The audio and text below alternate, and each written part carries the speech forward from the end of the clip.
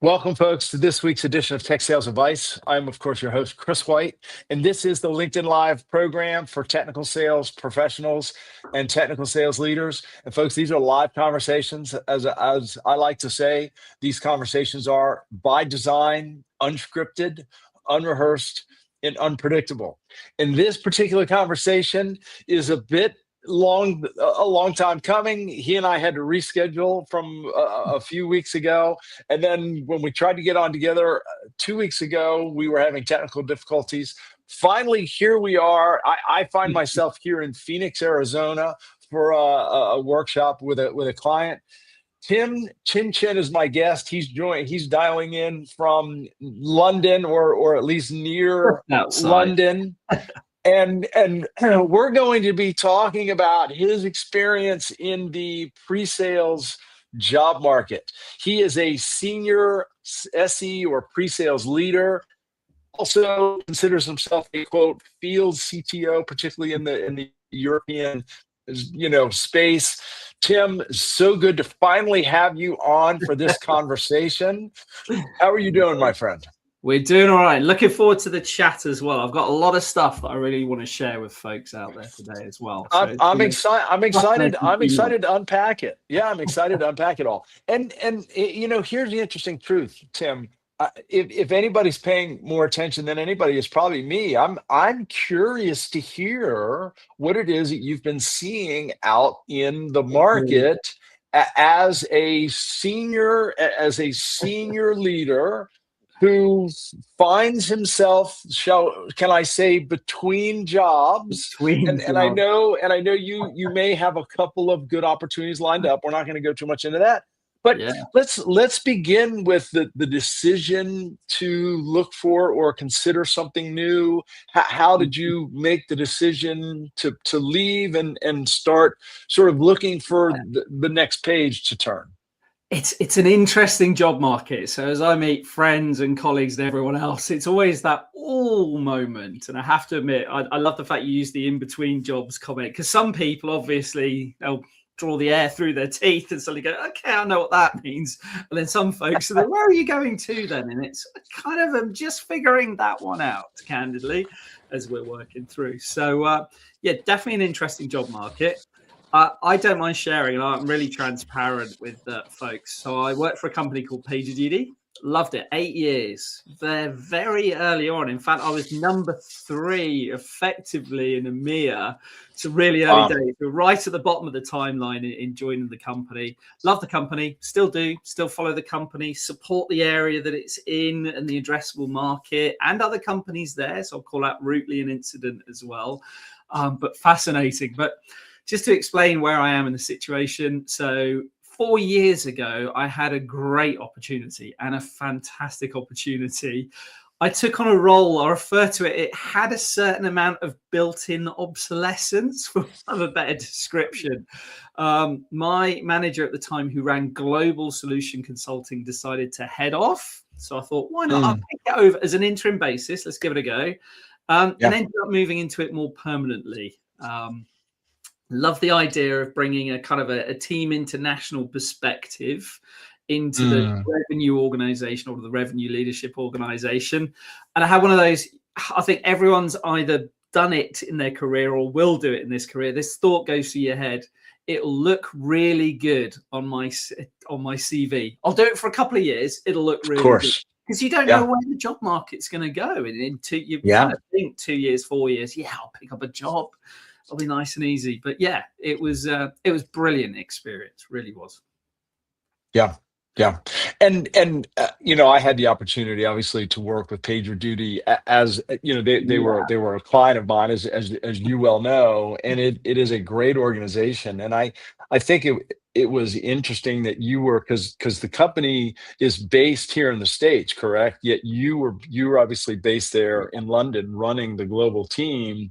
And that would be an interesting conversation in and of itself. So. You find yourself now in the job market. By the way, I do feel like we should say hello, Clifford Barcliffe. He's actually been on this show, and he attends. It sounds like he is currently visiting the UK. So sort of ironic. Like, He's actually based in Richmond, Virginia, and he shares his perspective that the market has been rough. So when you decided to make the shift, you put yourself out there in the market. What were some of the early surprises and some of the challenges that you saw? Well, I suppose making the shift as well, as I say, being in London, I think the 4 years, I will say to anyone taking on a global leadership role, you got to think about where the folks you're going to be working with are based, because you got to get together with them quite frequently. But yeah, coming out onto the market, definitely interesting. And I know we're going out on LinkedIn Live, but LinkedIn I may have referred to every now and again. If you are a job hunter, as the quote unquote cesspit of misery. Like all social media platforms, it knows what your situation is. So the algorithms, of course, surface all this stuff. So you've got to be so careful that you don't kind of fall into the whinging, moaning trap. You got to stay. That's really good advice. We say above the line, not below the line. So elements of positivity. There's some great folks sharing some amazing stuff on it. So as I say, if you find yourself suddenly out of a role, and again, it's what to do as you're making that transition, and again, what to do as you go forward. I do like LinkedIn, so I'm going to say it's great. Be careful with the algorithm. Just be intentional about the way you actually use it. So whether you're using LinkedIn, there's some brilliant Slack groups out there as well. So join Presales Collective. Any company alumni Slack channel. So obviously I'm on the X PagerDuty1, the X App D1, and there's a few other ones as well. So folks are always posting kind of jobs and just general banter as well on there, for want of a better description. So great going through that. That first comment is such a good one, Tim, and I want to double click on it just for a moment. I think what you're saying is people really need to be aware of their mental state and be intentional about maintaining their mental state and not fall into, I think the words you used were a cesspool of misery. But we need, because I do think that there is sometimes an allure to sort of fall into the misery likes company, and we want to, sometimes it feels better to commiserate, right? But I think what I hear you saying is it's important to stay above that and really keep a positive outlook. And I'm sure it's difficult. I'm sure it was difficult for you at times. It has been. And there's some really good groups out there. I'll do a call out. There's a gentleman, Michael Kaplan, who's been running a group. And again, it's avoiding the misery loves company and making sure we think about, well, what are some of the tips and tricks?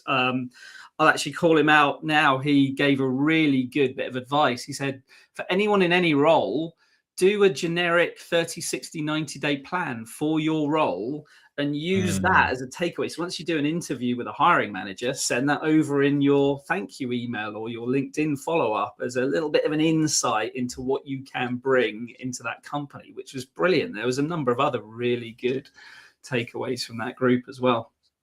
Yeah.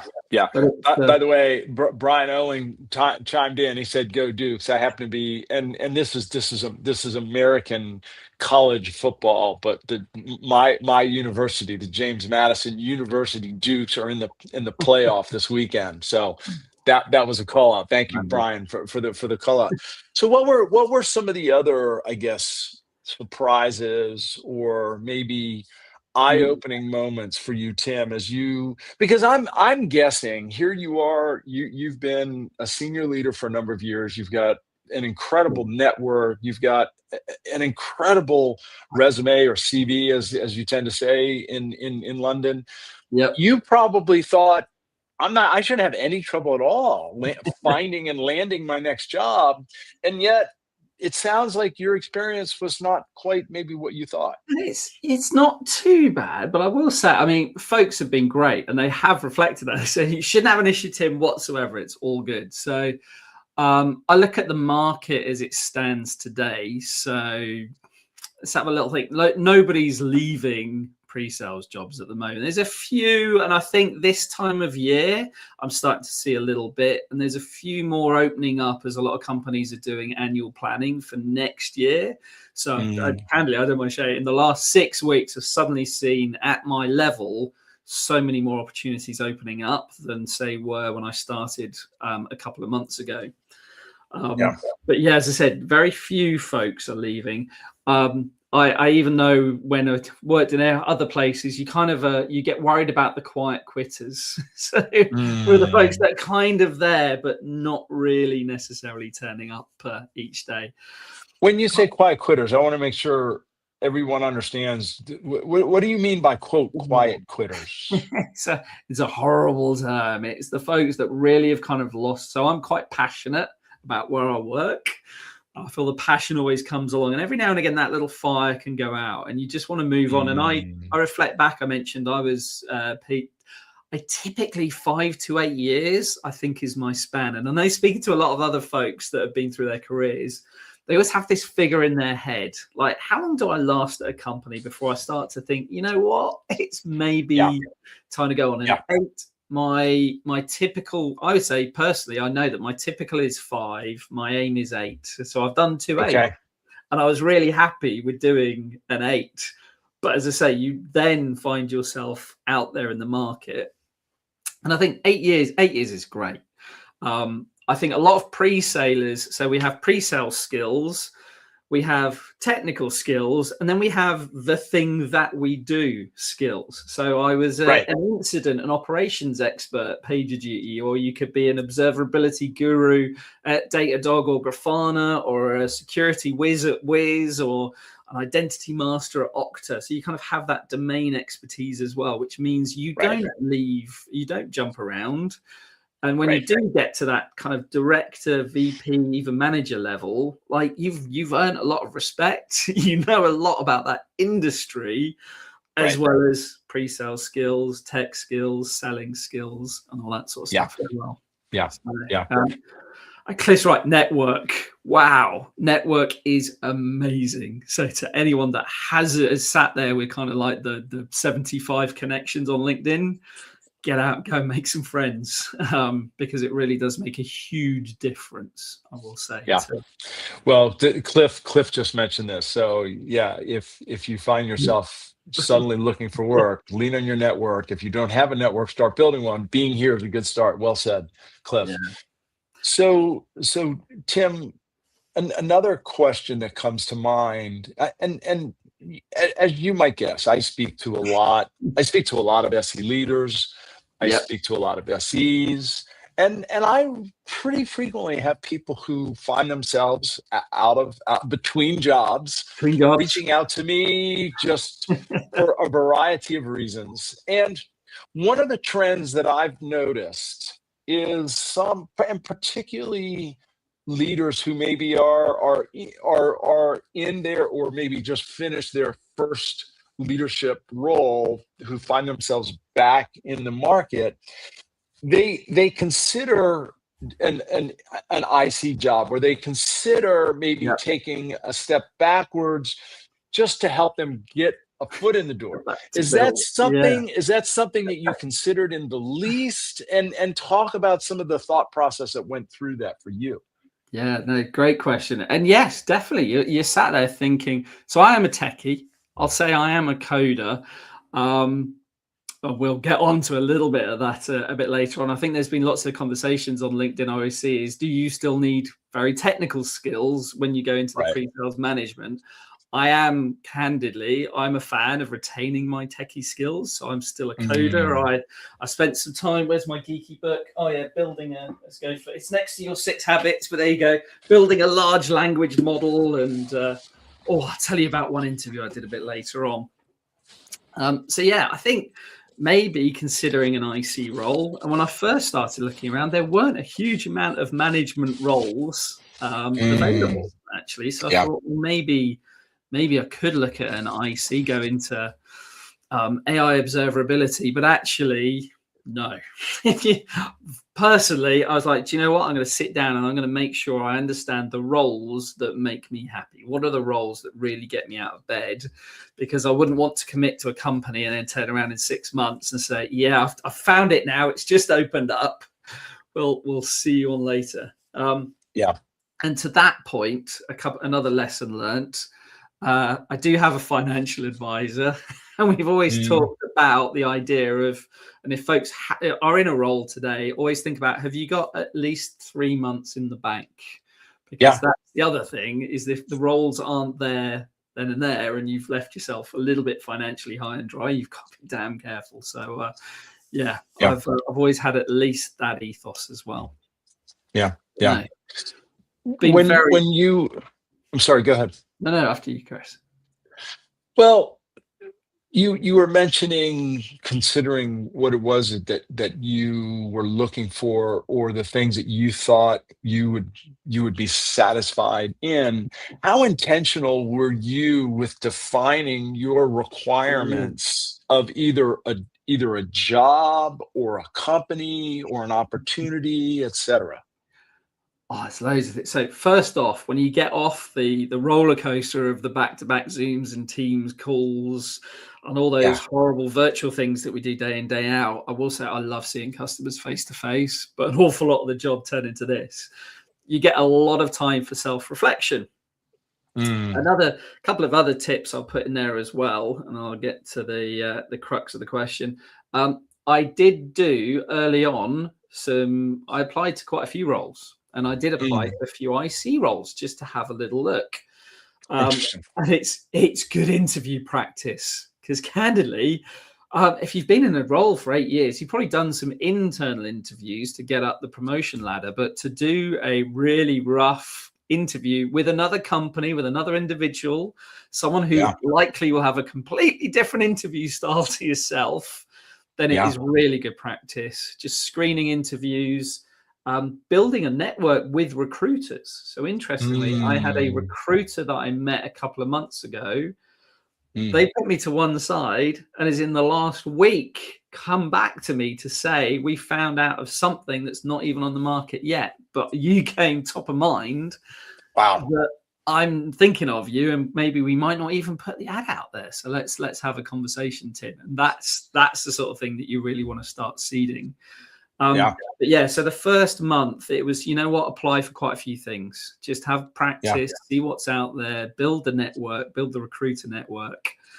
And then I sat back with just a pen and a piece of paper to think, what is it that I really want to do? What is it I enjoyed most in my career? And where do I see myself going? So, and then I came up with kind of a list of 4 actually. And people say, oh, you should just have one. But I loved building. So when organizations start up so typically I work for US software companies, I always have. When they start up in EMEA, so quite often Silicon Valley startup, move over to EMEA. So I love being one of the first on ground. So that's one area I love. All right. Yeah. I'd love to either the other option, inherit an EMEA team that might have some challenges that we need to work through, and kind of see if we can take that team from a plateau to re-accelerating growth. Working in a larger org. So the last org I was working for was 500 million ARR. So maybe working for, say, a 2.5 billion or 3 billion ARR company for a region like the UK, so I can actually focus on building that, or Northern Europe. And last one, I definitely do the global role if most folks were based geographically in the similar time zone. So Got it. I'll mention a tool later as well. I will do now. I use Granola for my note taking.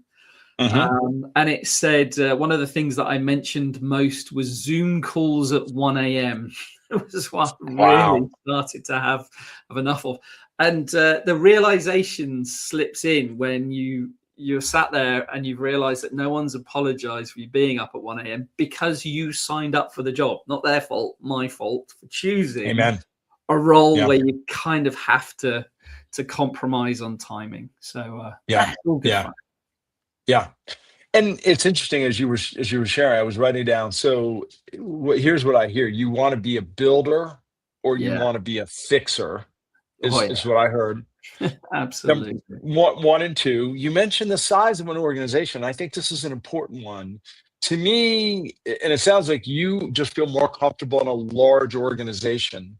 And to me, what that means is there's process in place, there's structure in place. You're not trying to figure everything out internally, so you can build within the confines of an existing structure. Is that a fair thing to Yeah. say?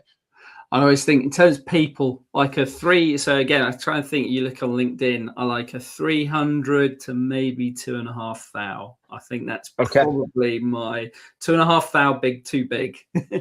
300, maybe a little bit too small. Too small. So again, Right. just sit down, piece of paper, just go through all those.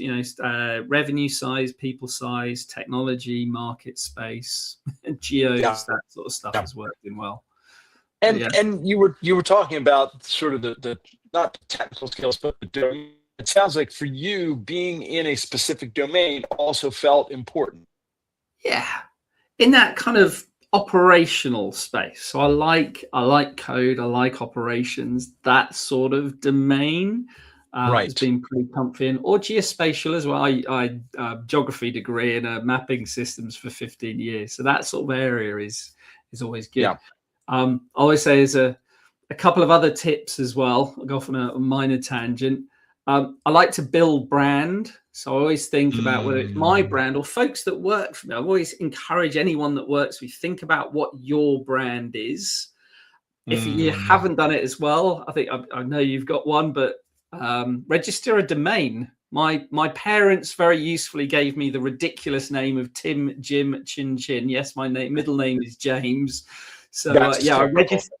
That's great. I registered timchinchin.co.uk. So if anyone gets bought, no HTTPS. I need to put a cloud front in front of it. But you go HTTP // whatever, www.timchinchin.co.uk.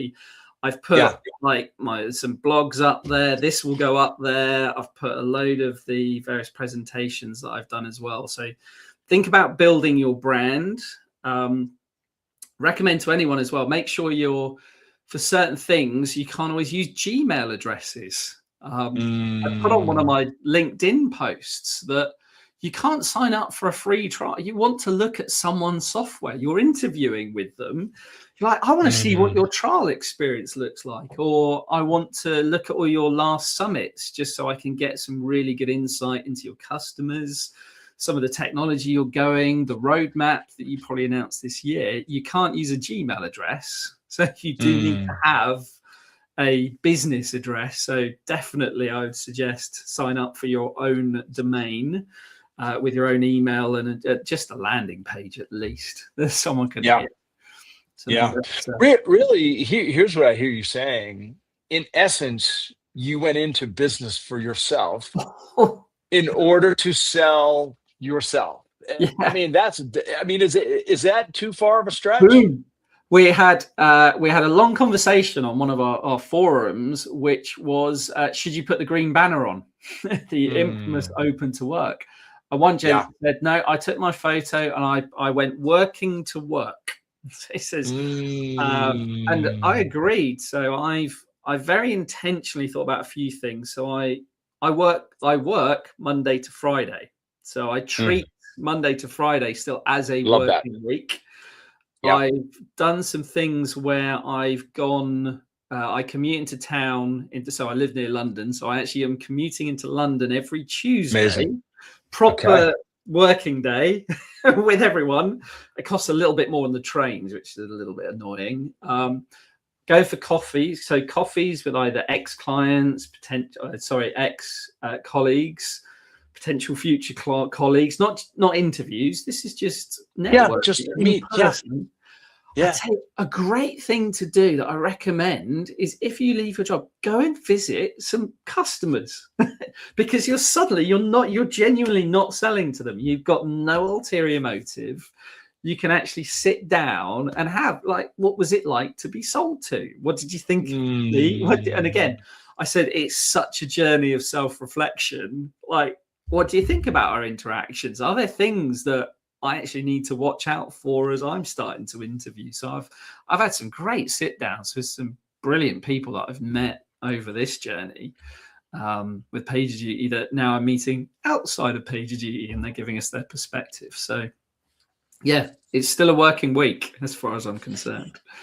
Yeah, I think there's so much, I think, insight and value there to treat your days like a work day, treat your Yeah. week like a work week. You are in business for yourself, Yeah. selling yourself, treat it that way. You know, there's no chance you're getting out of here without talking a little bit about AI. And so it's everything. So I'm Yeah. so curious to understand what are for those hiring leaders and those hiring teams that you have spoken to, what are they looking for in terms of your either knowledge of or experience with AI, or any sort of strategic planning you would do around AI? What sort of AI questions are you getting? Nice. Definitely how would you use AI in pre-sales has come up a couple of times in interviews. So I think that's a fairly obvious one. You did a beautiful LinkedIn Live, I think, last week, all about that as well.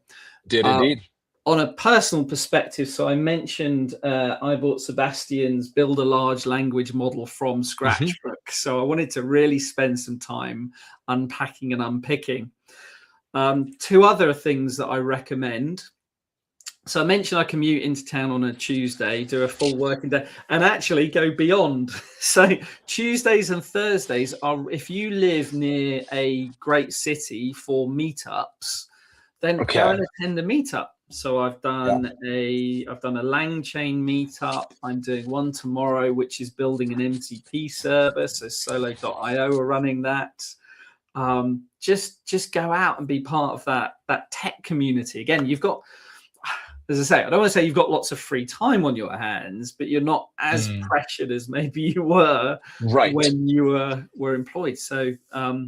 So yeah, the LangChain one was really good and really eye-opening. I went to a couple of AWS boot camps as well, where they were doing they were actually training on Bedrock and their new Agent Core technology. So Agent Core, you've got things where it's doing long-term, short-term memory and RAG stuff. So they had like 3 hours of hands-on training. It was all, as long as you knew enough Python to be dangerous, then you could get in and hack out code. And it was great. And then you sit around other folks. I met a great gent called Roy out there as well, who's in a very similar-ish situation. And we just shared experiences and also tried to work through some of the more complicated exercises together as well. So great learning opportunity. So that's meetups. I recommend as well, you've got a bit of time to spend on Udemy or O'Reilly or the other learning platforms are available. I'll do a call out to a gent called Ed Donner, who's put together some brilliant kind of AI courses. So deploying AI in production, he's done one on MCP, he's done one on all the kind of the LangGraph and NA10 and all those technologies as well. So you get a little bit of time to actually learn some of this stuff as well, which is great. Yeah. So I recommend all of that. I've got a long list of things if anyone's interested that I'm more than happy to share. AI, honestly, AI I use it like everything. Opportunity research, brainstorming. You'd ask, obviously, your favorite AI, GPT or Gemini or whichever one, or Claude. What do you know about me based upon all the usage you do?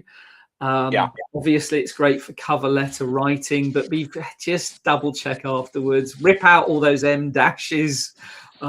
Make sure it does sound a bit like you, at least, I would say. So Brian Oling asked a question very specific to the ATS, I guess the application, I think Yes. transaction or filtering systems. how have you learned? And Brian, I hope I'm asking the question correctly. It looks like he's trying to know if you've found a way to quote break To through these AI bots that filter resumes. Yeah. So I've taken my resume and I have stuck it through. In fact, I stuck it through the three of them. So I did a Claude, a Gemini, and a GPT just to make sure it Interesting. could read it and give us feedback on it as well. I was going for a couple of weeks with my old resume, but I updated it. And candidly, I threw in a lot of AI stuff in it. I put in buzzwords because, again, just a little bit down the bottom. I've heard of some folks, even for hilarity reasons, putting things in tiny font for an ATS bot. So the human won't actually notice it, but you could try and get, in fact, they try to put subliminal messages, put this That's person crazy. through to the next round. You know, they're wonderful, to see if they trigger it. So, you That's never know. crazy. It's worth a shot. Why not? That's crazy. I did have one recruiter that told me last week. They said it's all made up. There's not these magical AI bots yet, but I don't know. It's I'm starting to see quite a bit around. Yeah, yeah. It's pretty good. And but yeah, loads of tips. So as I say, AI is definitely everywhere. I mentioned earlier I use Granola as well. So Granola is one of the note takers. So after my interviews, I actually go to those notes and ask it questions like, what questions were answered? How could I improve the answers? Did I do well? One thing I'll show, it can be brutal. It actually came back and very accurate. It came back after one interview and said my answers were, and I'm probably showing here, your answers were a bit long-winded. It's like, really? Interesting. Disgraceful, but it was, had the transcript. It was right. But yeah, and then again, it's iterative. So Granola, how can I improve the conversation? Was there anything I said that I could now stick in my resume? Because again, as we chat, it's amazing the nuggets that come out that you kind of forgot about and should really belong in your back in your resume. And yeah, to Clifford's point, it's got to be, your resume's got to be clear and readable, and obviously imagery and all sorts of funky things in there. The ATSs don't like them. Discovering a newfound hatred for a couple. I won't even name the companies, but you know which companies produce which application system because of the cumbersome way it tries to auto populate your CV into their experience stuff. But no, we get loads of tips. Yeah, so I'll mention. Oh. No, go ahead. No, after you, Chris. Well, at one point, I think you mentioned to me that you were actually managing or maintaining a spreadsheet quote of opportunities, and honestly, like it made me think of like almost a BDR, right?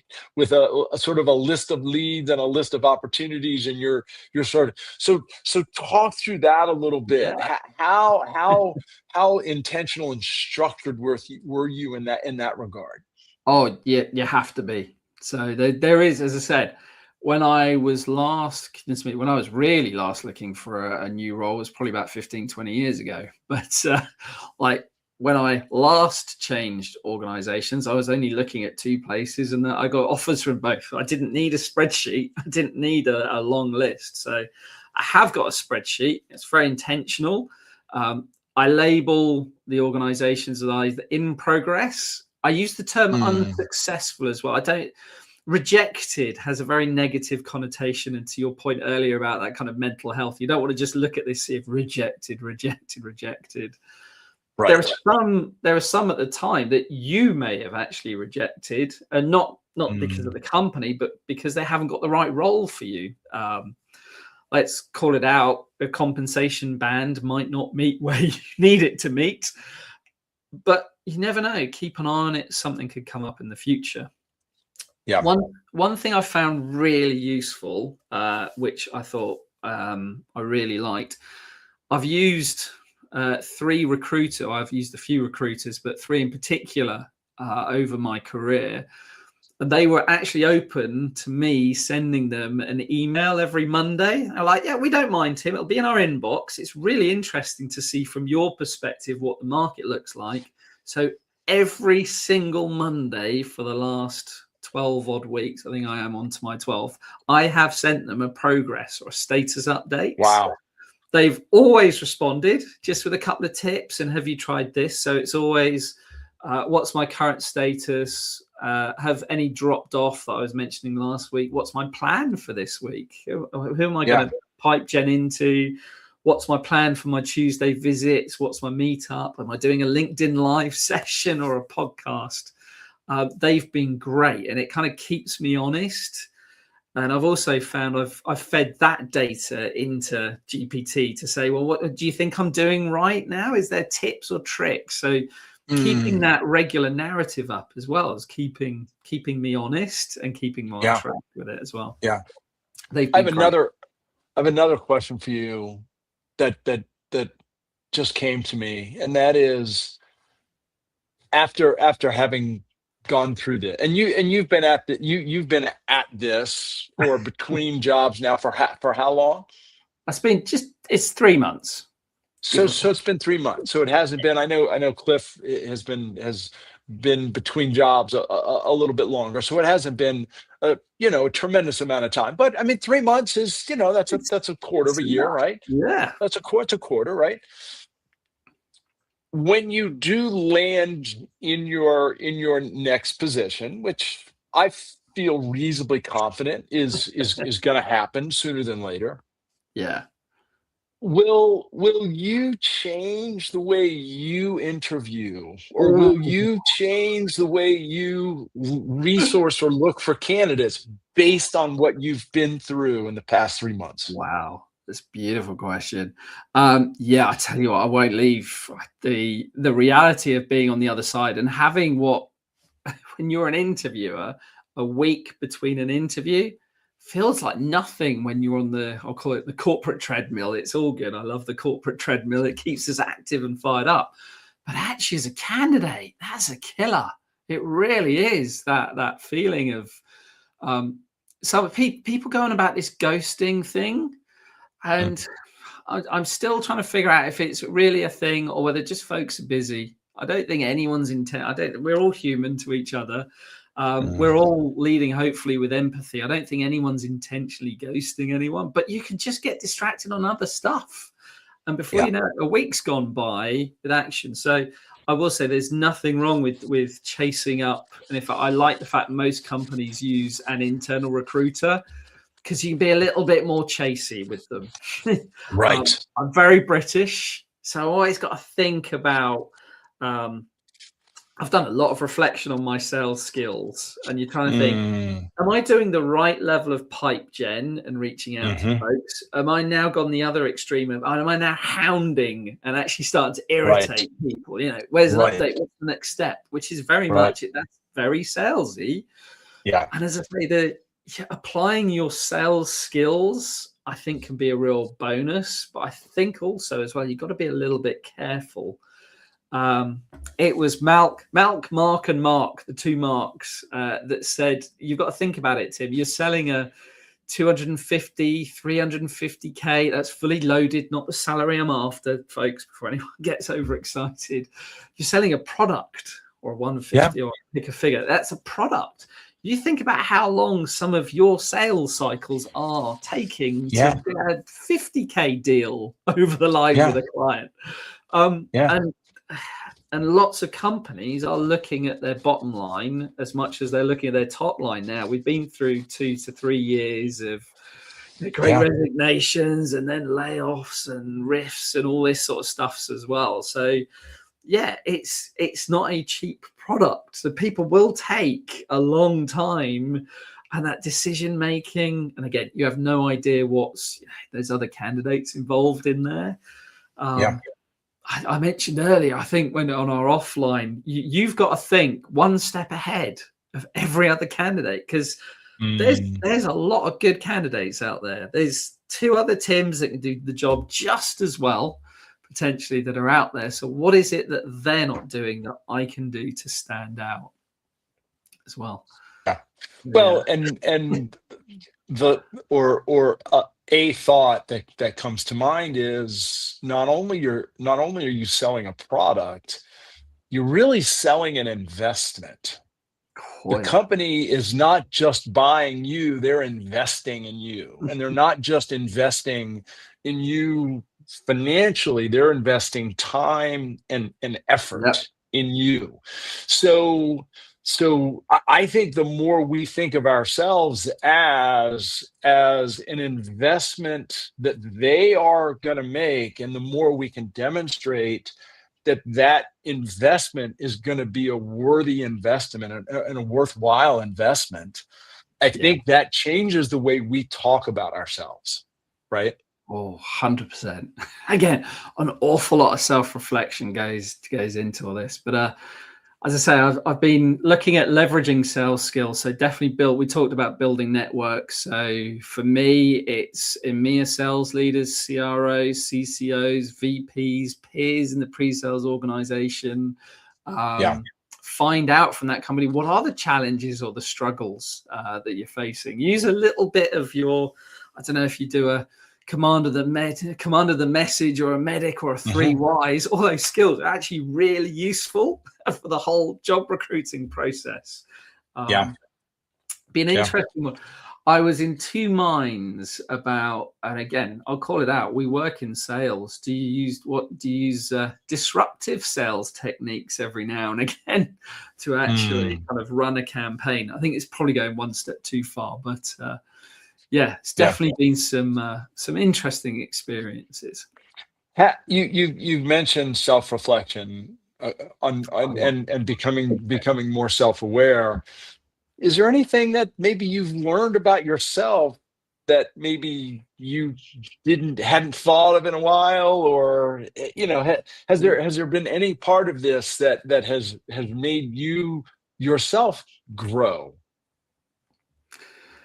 Oh, it's been a lot. A little bit of making time for yourself. So actually on the personal front, I will say as well, when you do get a little bit of time, I've made sure I actually joined a band, which was great. So That's fun.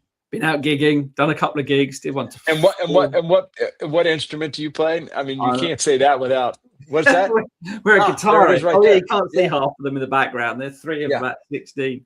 Yeah, we did a gig to about 400 folks on Sunday night, actually, which was good fun. I quite enjoyed doing that. Yeah, that's fun. So yeah, you've got to invest in a little bit in yourself as well, and make sure that's up to date.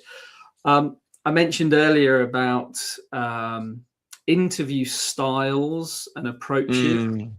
I still quite like the way I interview, I believe.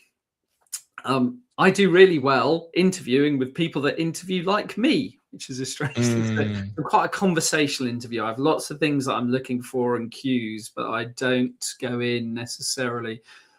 It doesn't appear I have a structure, but I do. I tell you what, one thing I've developed a hatred for some of those behavioral questions as well. They're great. I've got a list up here just in case every now and again. I've actually got them pinned up against my wall. But I'm interviewing with folks that will ask a behavioral question, listen to answer, behavioral question, listen to answer. And that's making me cringe a little bit. So yeah, I'm definitely going to change the way that have a look at the way I interview when I get into those again. Have there been any particularly unusual interviews, or have you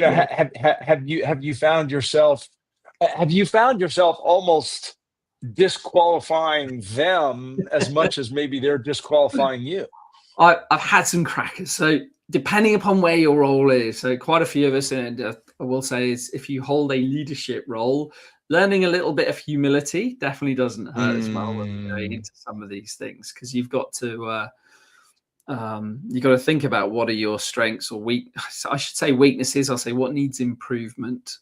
I've definitely been into. It's like some of the LinkedIn debates seem to spill into interviews. So Okay. I had one which I'll call out where we got onto a conversation about metrics and measuring SCs. I was into the CRO and into the CEO actually for 6 months of my time in my last place. And if you turn up, so some of our SC metrics I love, but if you go to a C level with some of them, they are just about, it's about revenue. It's about how much have you brought in? How much are you going to bring in? They might be vaguely interested in utilization, but candidly, that's my problem to figure out, and the rest of the pre-sales organization. So I ended up with one individual. I was asked, what do you measure on? So I started on revenue. And they actually said, this is a terrible quote. They said, revenue is for sales. We worry about tech wins. So your answer is wrong. So we then actually got into it. That's quite a Boolean thing to say it's wrong. I still think revenue definitely plays a part. So we ended up having, I'd politely call it a heated debate. I felt it was an argument towards the end. So I ended up qualifying. Interesting. Yeah. They also, what's the classic one? They're also not a fan of Gong. I quite like Gong. I really do and I controversially say I love Gong, but I don't watch any of the videos. Okay. The AI in Gong is the so AI. good now.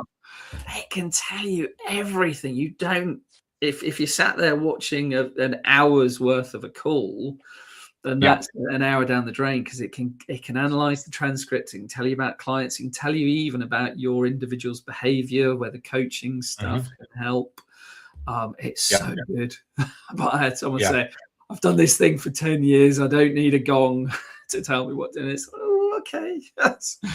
Well, and again, that's really good. If that organization is going that way, then you know what? I think I might go for one that is a little bit more open in embracing some of the new technology and approaches and things like that. So, do you approach an interview with the mindset of I'm not just here to sell myself, but I'm also here to assess them? It's definitely two ways. Interviews are 100% two ways, because as you mentioned earlier, you are going to commit to, as pre-salers do. I said I picked two figures, 5 to 8 years of your life, which is a significant chunk of your career, to not just a company, but if I'd gone from observability into operations, and I've done geospatial systems, so you're going to go into that kind of field as well. You want to become an expert in that field, and you've got to invest 5 to 8 years. So there's an awful lot of us interviewing them as much as them interviewing us. And I'll say, before you go on these interviews as well, research the companies, spin up trials, watch their recent summits, do the 101 course. It's amazing how quickly you can find their customer training or their university stuff. Normally it's about 3-4 hour investment of time, and you can get LinkedIn badge off the back of it as well. So it's not bad investment of time. Yeah. It's interesting. Cliff mentioned interview questions. Don't overthink your answers, especially the behavior ones. And actually, I'm probably I've got one. At one point, I'll be doing a strengths and weaknesses on myself, and I think sometimes I overthink things. And then say, this period of self-reflection, you end up doing too much reflection, I think, on yourself and the way you go about things.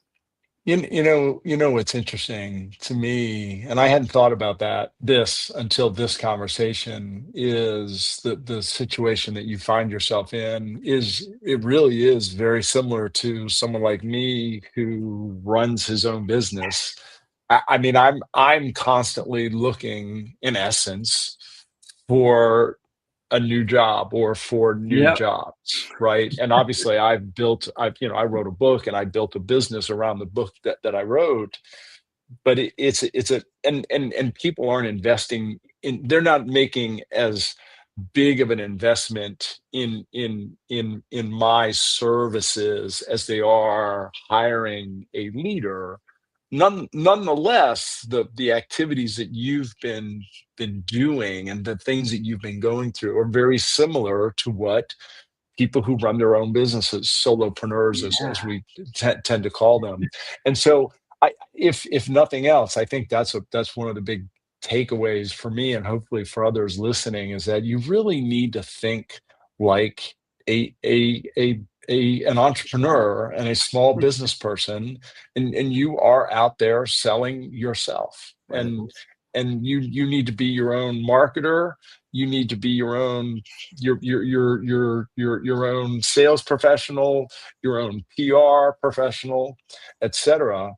And I would imagine it's somewhat humbling at times. It's certainly, ultimately, it's going to be rewarding, and it sounds like you've learned a lot about yourself in the process. Yeah, no, it's been good. And actually, both from yourself, a gent I know very well. I mentioned Ben Pierce earlier as well, and he had exactly the same conversation about you get amazing boom times, but you got to make sure that you can go with the ups and the downs, and you got to think about that long-term trajectory through the year as well. So, no, definitely very insightful as well. Yeah, I like the fact that, again, on some of the chat, we're seeing quite a few experienced folks coming in.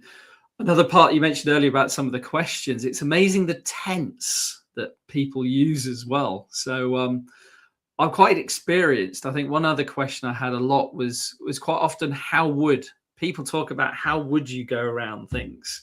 I've done quite a lot where I've historically have done things. So I'll use an example here. How would you recruit a team? We've been there and done it before. I think I've recruited 3 teams. I built a UK, a Nordics, and a EMEA, and inherited a global team as well. So it's fascinating when you're speaking to people about doing something when you've done quite a lot in your past. Right.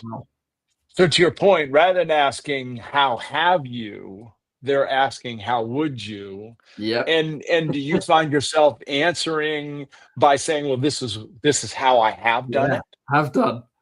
And actually, there's been some fascinating one. Another question, again, for any folks going into that, I get quite a lot, which is one that I had to really think about, was if you have an IC, individual contributor, an SE who's doing all the right things, but not generating the revenue, so i.e. not seeing the returns. Classic situation that you get quoted all the time is that they're working one of the big accounts and they've been working all year, and at the last minute it doesn't come through. I think in my 12 odd years of actually leading a team, I've managed to maybe subconsciously or by accident or whatever, I've never actually run into that situation. So I had to go through a conversation about, I think I'd naturally get ahead of these things without thinking about it. So it's fascinating to think that it's academic questions versus experience questions. The how would versus how have you done? Yeah. So great question. Really good insight I'm getting from folks. What's interesting to me too is I have a tendency to make sports analogies, and I think of people like the Michael Jordans of the world, who if they had to explain to you how they do all the things that they do, I'm not sure they can. No, you're right. But it just either comes naturally or right. And so it sounds like that you were faced with, how have you done this? Well, love it. Gee, it's never a situation I've encountered because of the things that I was doing. Right. My biggest train wreck of an interview where I went back, I sit in a shed, if you can't tell with the shed here. I went back into my wife afterwards and I said, and this is a British analogy, it's like asking Sir Chris Hoy, tell me how you cycle. And it's like, you want to ask Chris, like, how do you gain the extra 1 millisecond? How do you fine tune this? How do you do? So you want the detailed questions, not the broad, oh my God, that's what I've lived and breathed for the last 12 years. Right. How do I break down all of that into a simple, discrete 5-minute answer to your question? Oh, you shouldn't ramble for 5 minutes, but yeah. Right. Right. No, And it's good. It's good. yeah. Tim, believe it or not, we have been at this for Wow. almost an hour, my friend. Yes, time flies whenever we do these sessions. So I know you probably had some very specific things that you wanted to cover. Was there anything else that you were hoping to mention that you haven't had a chance to mention, and or do you have any just sort of closing thoughts as we wrap things up here? Great, great conversation. I think the main thing is with everything, it's just about positivity, nice positive mental attitude to everything. As I say, I've now got some great opportunities I've met some brilliant people, and some folks that are probably now built in my network that I'm going to keep in contact until the point where we disappear off to the desert island that we all want to retire on. So yeah, people have been absolutely brilliant through all this process. And I probably might do some. Do you mind if I do some cheeky shouts? Of course not. Of course not. I could do, in case anyone listens to the end. So Fire, May, Ed, Dan, Christina, the two Bens, Adam, Tess, Duran, Justin, John, Rich, Helen, Andrew, two Andrews, Roy, Duncan, Ryan, Michelle, Nasser, Laurent, Samar, Malcolm, Simon, Ian, Mark, Will, Asmar, haven't forgotten you, Asmar, Michael Kaplan, I mentioned earlier as well, and so many more. I mentioned all as well, Yuji's podcast he did, it was back in August. Some of the things I mentioned today, I heard on that and thought, yeah, that's brilliant. I definitely need to do that. So things like building your own website. I had already registered timchinchin.co.uk, but I was using it as a PagerDuty demo page. So then pivoted and had it as my kind of nice portfolio website. So that's awesome. People have been great. I have one final thought, and that is, my suspicion is anybody who may have hung around to the end here, or anybody who catches a recording, probably hears most of what you've said and probably thinks to themselves, yeah, okay. I mean, I've heard that all makes sense, and I've heard most of it before, and I'm not sure any of it's really going to make a difference for me. And my suspicion is there's a difference between knowing the things that you've been talking about and emotionally buying in, and emotionally committing to it. What would you say to that person who maybe finds themselves thinking, okay, I mean, this all sounds good, but I'm not sure I'm ready to sort of jump in. You gotta do it.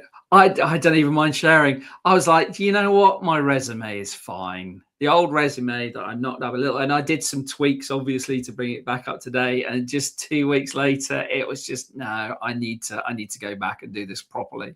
So I needed to do that properly. I needed to set my website up properly. I still need to put it behind HTTPS as well. It's just a few tweaks I need to do on my AWS. So yeah, you've definitely got to invest the time and go that extra mile. It is, I'm not going to lie, it is a competitive job market at the moment. There is some amazing talent on the market. It's a buyer's market, easily, without a shadow of a doubt. That is what I'm seeing at the moment. Unless I think the only thing I'll chuckle is I've seen a few companies that are after the rainbow-colored unicorn with the must-have 10 years experience in building LLMs, and you kind of start there going, yeah, okay, so good luck. Yeah. Yes, absolutely. Yeah, excellent. Well, Tim, I so appreciate you being willing to come on this stage with me and have this candid conversation. And I think the hardest part of being where you are is putting yourself out there. And that's precisely what you have done by coming on this stage and this platform with me. So thank you so much for being here. For those of you who hung around, Cliff and Brian, I just saw a comment from Ahmed.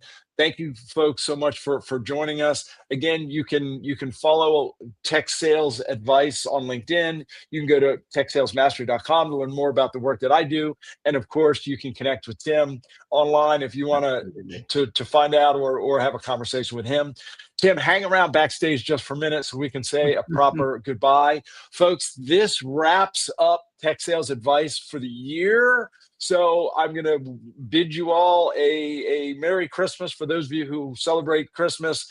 Happy Hanukkah if you celebrate Hanukkah. Happy holidays regardless. I will be back in January to kick off the 7th. I can't believe I'm saying this, the 7th season of these LinkedIn Lives, which is unbelievable to me to be even saying that. Tim, thank you so much for being here. To everyone else, happy holidays and be well, folks. Hey, see y'all.